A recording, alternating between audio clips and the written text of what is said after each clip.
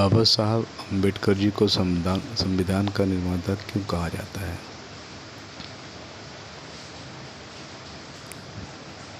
बाबा साहब अम्बेडकर जी को संविधान का निर्माता इसलिए कहा जाता है क्योंकि ड्राफ्टिंग कमेटी में कुल 7 सदस्य थे, जिनके अध्यक्ष बाबा साहब थे। लेकिन इन 7 सदस्यों में का कार्यभार अकेले डॉक्टर बाबा साहब अम्बेडकर पर आ गया।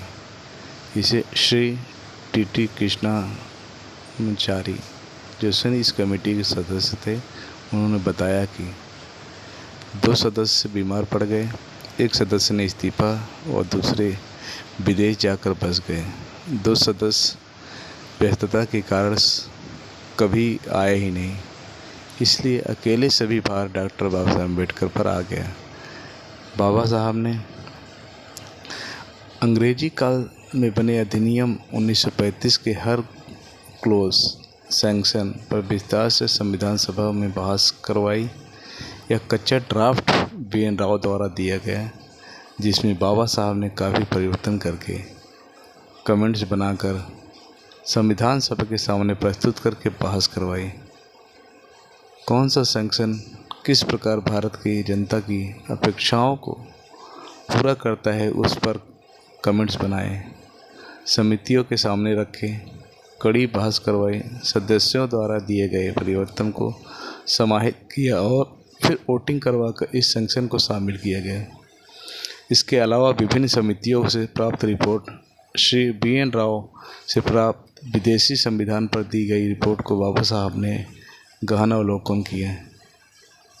यहाँ तक कि संबंधित देश के संविधान का अवलोकन किया। उसके बाद जो उचित लगा उस पर कमेंट बनाकर संविधान समिति के सामने रखे, बहस करवाई, वोटिंग के बाद या तो खारिज या फिर परिवर्तन के बाद सम्मिलित किया। निष्कर्ष यह निकलता है, भारत का संविधान इसलिए विशाल है क्योंकि उसमें हर सैंक्शन ऐसे ही सम्मिलित नहीं किए गए, बल्कि प्रत्येक सैंक्शन पर विस्तार से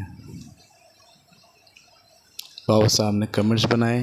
भारत व भारतीय समाज की आकांक्षाओं को पूरा करते हैं, मानवाधिकार सुरक्षित करते हैं, बंधुत्व का विकास करते हैं और किस स्तर तक भारत के आर्थिक सामाजिक विकास को प्रभावित करते हैं, सभी पर रिसर्च करके संविधान सभा के सामने प्रस्तुत किए, बहस करवाई व फिर बहुमत के सिद्धांत पर वोटिंग के माध्यम से सम्मिलित किए गए और इन सभी को बाबा साहब ने अकेले बखूबी निभाया, इसलिए उन्हें संविधान का निर्माता कहा जाता है।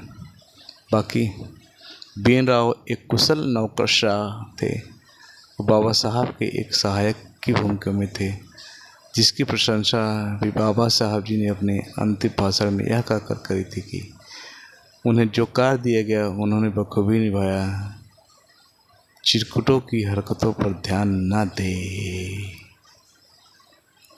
जय भीम, जय भारत, जय संविधान।